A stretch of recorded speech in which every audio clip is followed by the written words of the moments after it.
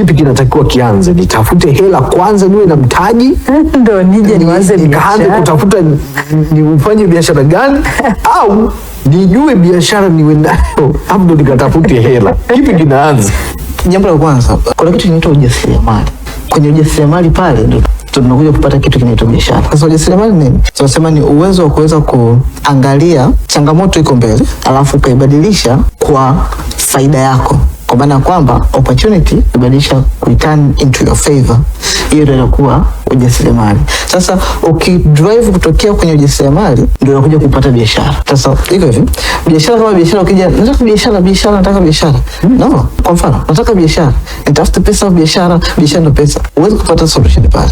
Ila ukijiuliza hivi, ni changamoto gani ambayo nataka kwenda kuisolve kwa watu gani? Alafu hao watu baada ya kuwasolve changamoto hiyo watakuwa na uwezo wa kunilipa thamani juu ya ile huduma ama service niliyoitoa. Ukijiuliza hili swali ndio unagundua jinsia fulani ama lika fulani lina changamoto fulani. Nikienda kuisolve changamoto hiyo, hili lika lina uwezo wa kunilipa thamani inayoendana na huduma ama product ninayoitoa. Ilo liko likiwa na uwezo wa kulipa hiyo kitu, then hapo umepata biashara.